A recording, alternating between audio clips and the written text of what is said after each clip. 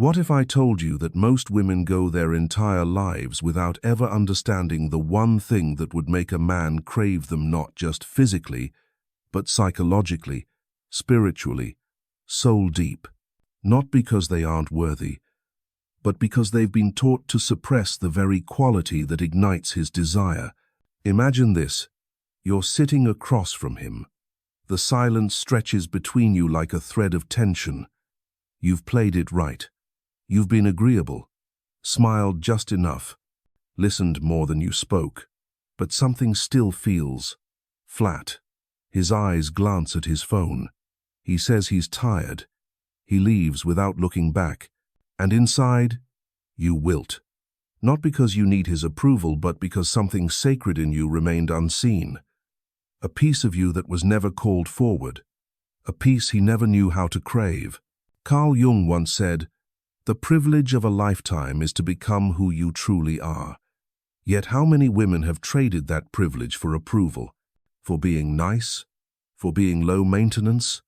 For being everything but unforgettable? You see, every man, regardless of age, wealth, or background, carries within him an ancient psychological blueprint. Jung called it the animus, the masculine aspect of the psyche. And when a man meets a woman who embodies the feminine archetype in her full expressions, oft, fierce, mysterious, radianthe doesn't just want her. He is magnetized. But here's the part no one talks about. It's not about what you look like. It's not about playing hard to get or texting at the right time. It's about awakening his masculine desire by activating a specific polarity that pierces straight into his unconscious mind.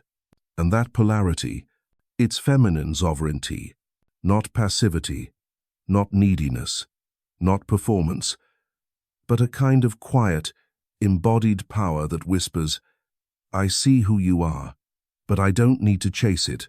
I choose." When a woman speaks from that place, not in her words, but in the energy behind them, she becomes unforgettable. She stops trying to be enough and starts being real. So, what can you say that ignites this response in him? What words trigger that deep-rooted masculine instinct to pursue, protect, provide? Let's ground it in this moment. You're on a date. The conversation is flowing. You feel the familiar urge to fill the silence, to entertain, to keep him engaged. But instead you pause. You look him in the eyes and say softly, "I don't need you to figure me out. I want you to feel me instead." Watch his posture shift.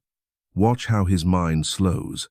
That single sentence, delivered with feminine stillness, speaks directly to his masculine drive. You've just flipped the script. You're not performing for him. You're inviting him into presence, into polarity. Because here's the truth. Men are starved for meaning. They live in a world of tasks, expectations, and constant doing. But when he meets a woman who embodies being, who can sit in mystery without anxiety, who can be both soft and impenetrable, he remembers something ancient in himself, his warrior, his king, his depth. And you don't awaken that in him by clinging or demanding. You awaken it by being rooted in yourself. You see, the feminine is the ocean. She doesn't chase the ship. She lets the current pull it in. But too many women have forgotten how to be the ocean. They've traded depth for decoration, silence for performance. They've been taught that their worth is transactional, that they must earn attention, earn affection, earn love. But what if that's a lie? What if your power lies not in the effort, but in the presence? What if your words didn't need to convince him, but call him? There is a part of him that is sleeping, not because you failed, but because the world dulled his edges. He forgot how to feel. But the feminine, when embodied, doesn't just speak to his ears.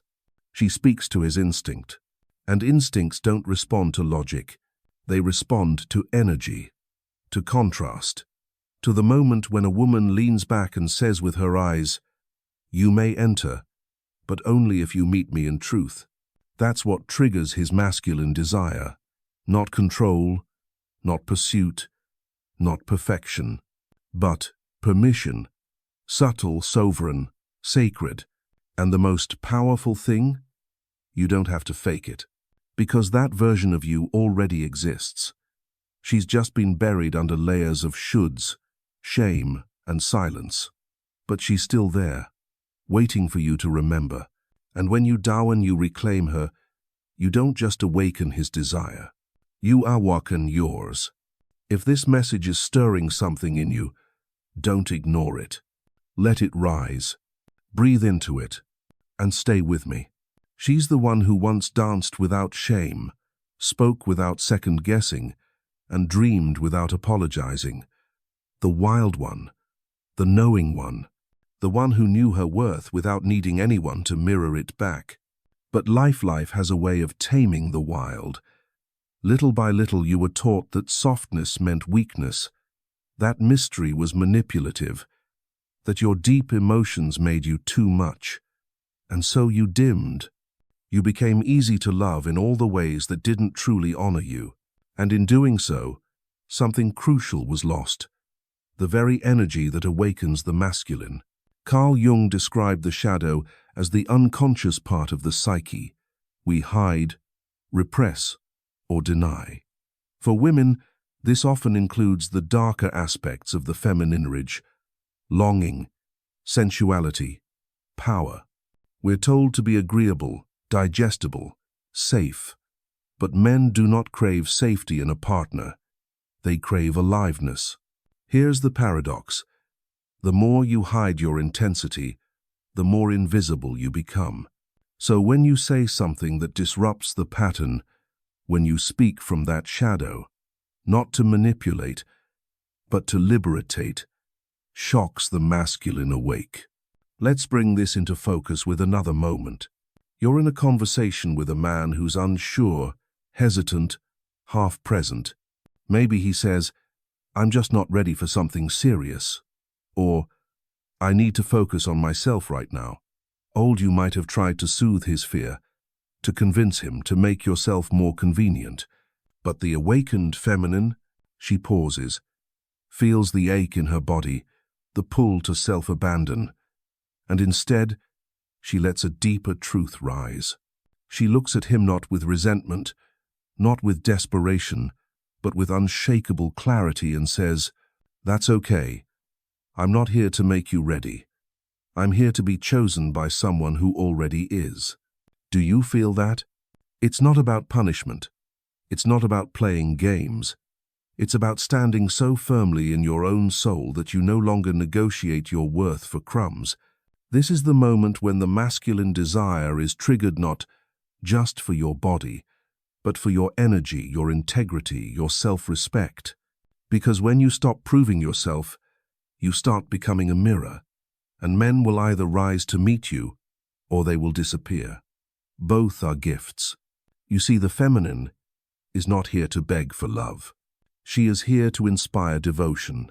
But devotion only comes when you stop shrinking, when you stop hiding the very parts of you that test a man's masculinity. Yes, test. And that word makes people uncomfortable. But a woman in her feminine will always test a man not through cruelty, but through presence, through emotional truth, through depth.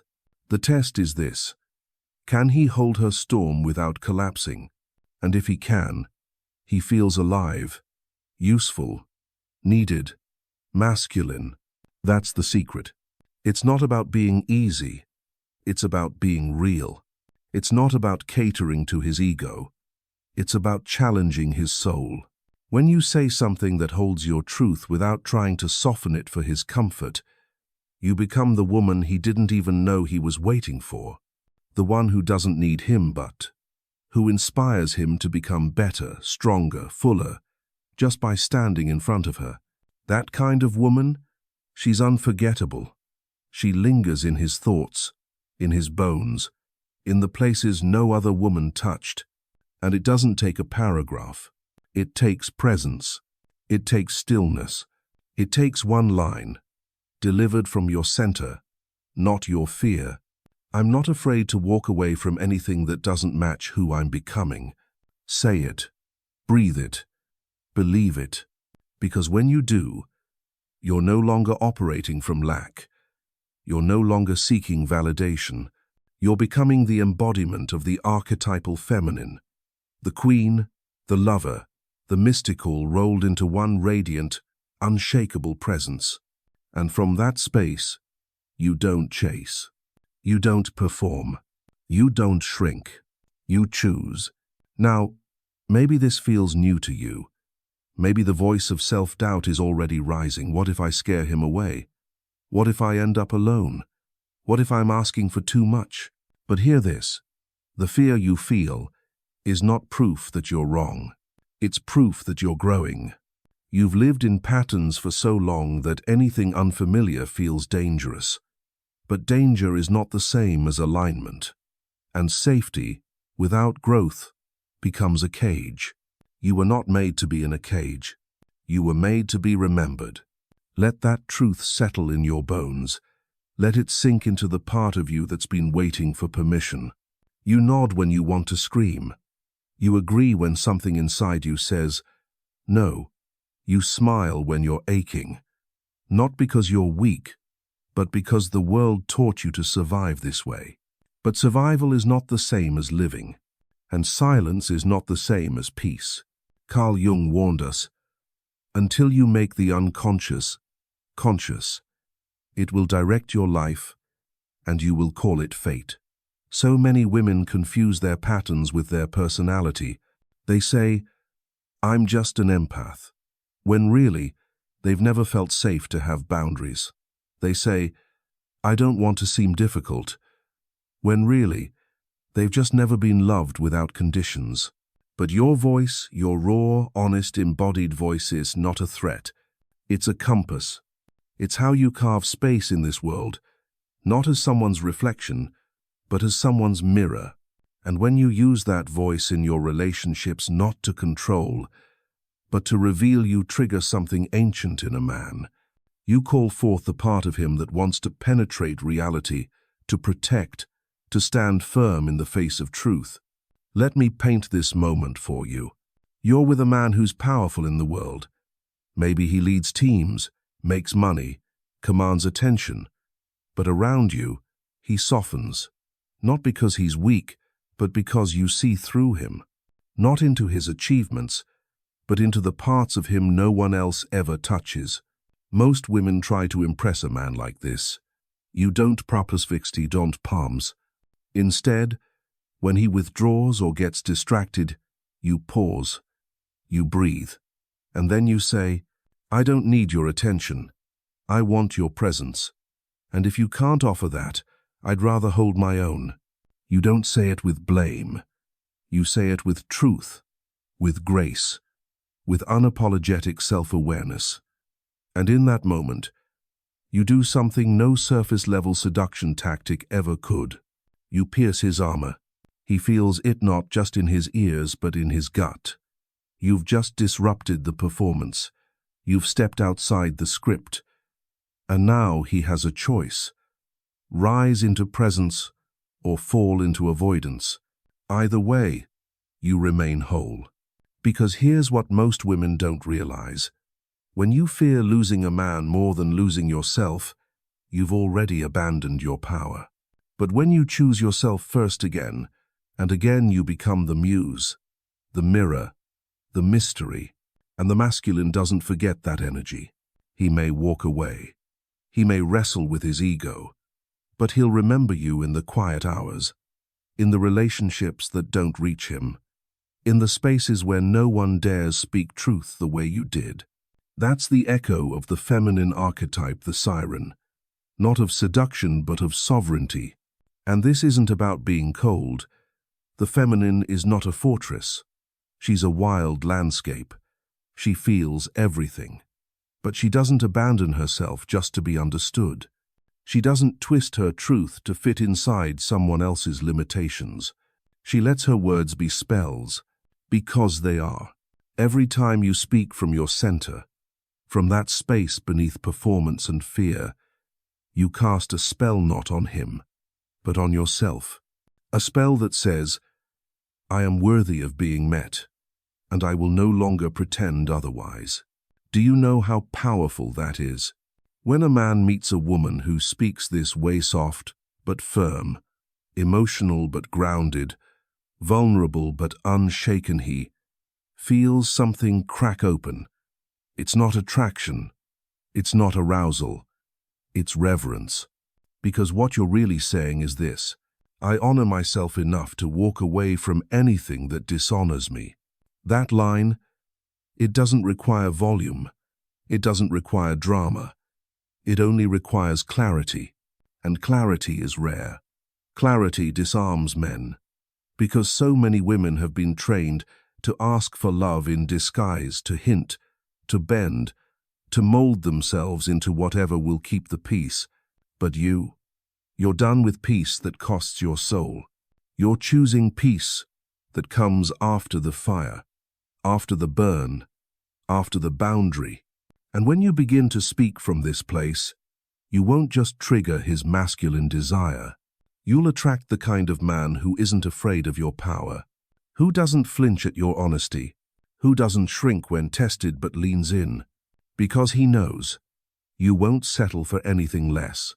Not because you're entitled, but because you're awake. And the woman who is awake is not easy to seduce, but she is impossible to forget. When a man encounters a woman who knows her own depth, he doesn't just notice her, he remembers her, not from logic, but from something older, something primal, something sacred.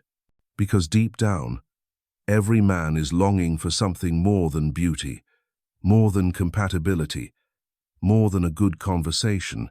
He is longing to feel his own edge to be cracked open by a presence that doesn't flatter his ego, but demands his essence.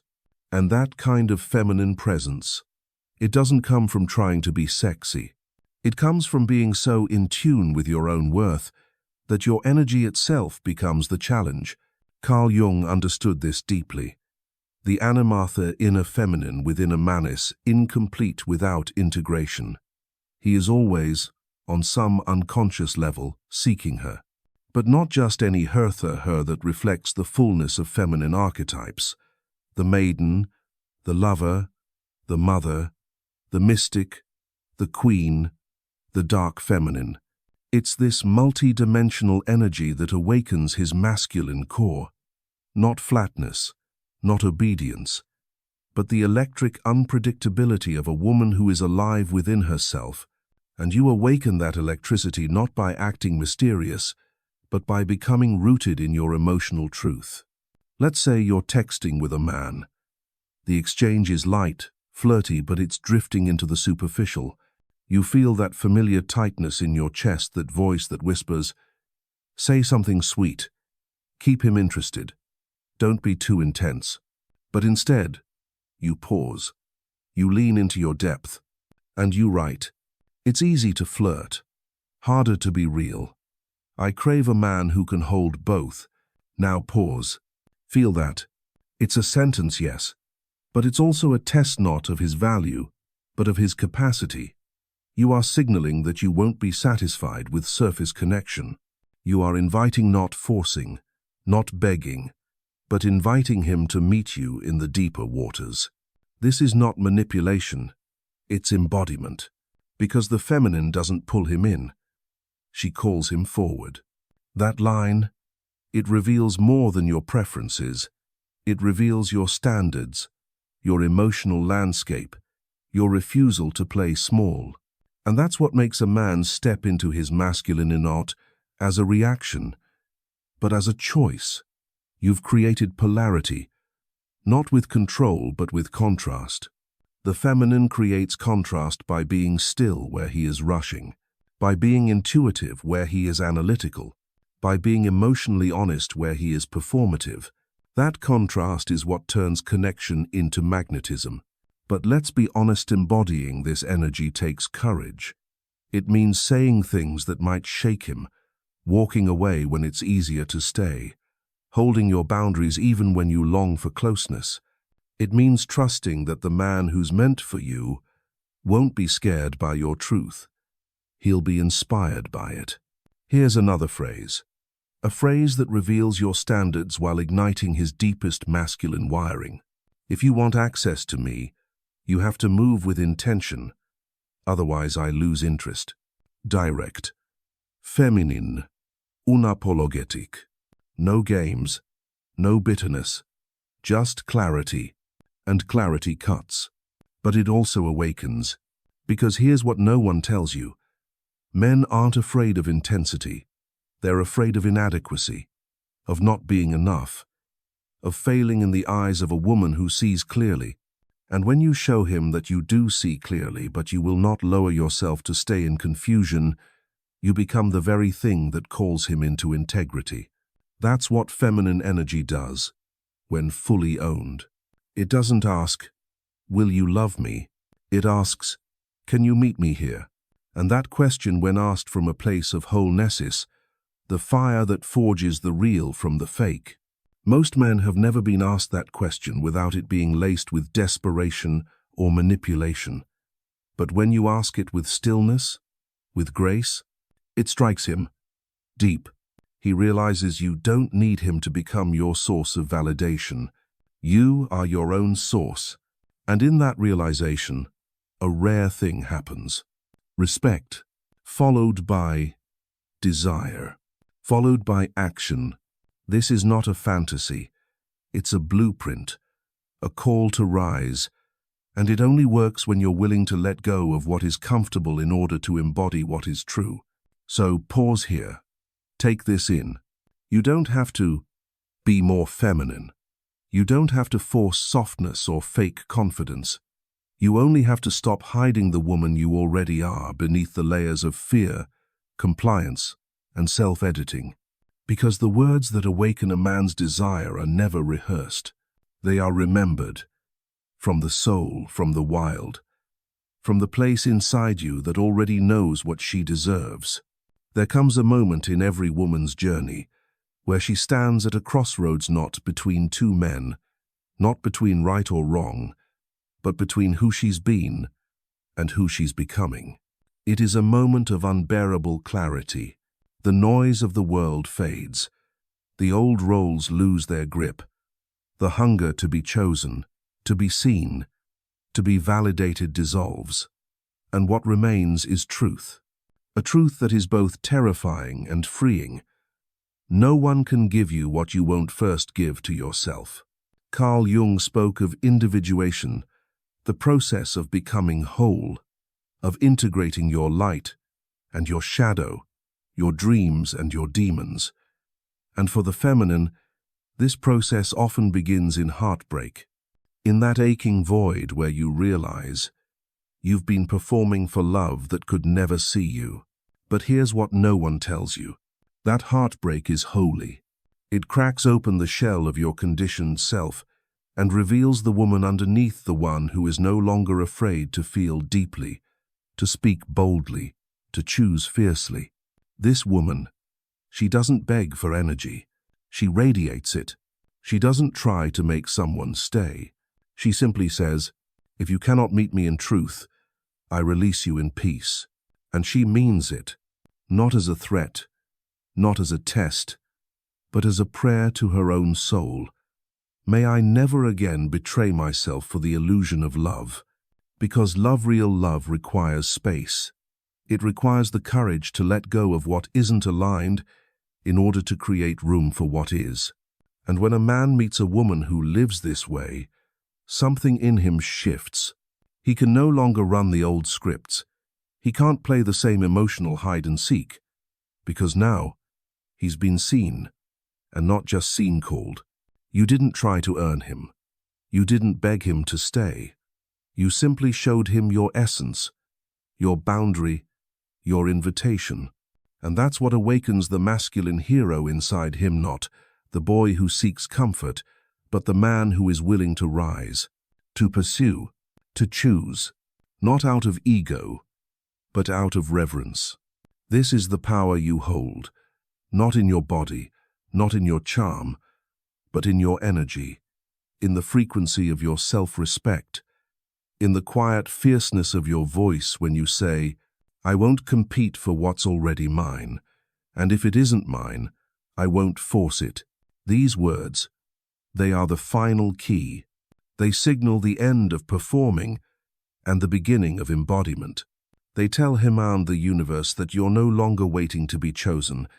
You're choosing yourself.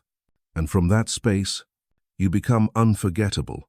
You become the woman who doesn't settle for attention because she commands devotion. You become the woman who no longer chases affection because she cultivates intimacy. You become the woman who stops explaining her worth and instead walks in it. And the men who meet you there, they don't just desire you, they respect you, because they know they are no longer dealing with a girl hoping to be loved. They are standing before a woman who is love. And in the presence of that kind of woman, the masculine is not triggered, it is summoned. So hear this. You don't have to work harder. You don't have to be less. You don't have to keep proving you're enough. You only have to remember who you are before the world told you to shrink. You are the storm and the stillness, the sanctuary and the challenge, the invitation and the boundary. And when you speak from that place, not to manipulate, but to express, you don't just trigger a man's desire, you transform his capacity to love. So let this be your moment, not a performance, not a tactic, a return to your voice, to your body, to your knowing. Say the words that scare you not because they control him, but because they liberate you. Say the words that say, I trust myself enough to lose what doesn't serve me. Say the words that say, I am the prize, and I will wait for the one who sees me as such, because the woman who knows her worth doesn't chase, she chooses. And the man who is ready, he will rise, not because you demanded it, but because your presence made it impossible not to. If these words stirred something inside you, if they woke up a part of you that's been waiting in silence, then stay with us. Subscribe, like, share this with the women you love, not just for them but for the men they're waiting to meet. Because when one woman rises, she gives every woman around her permission to rise too. Let's keep rising together.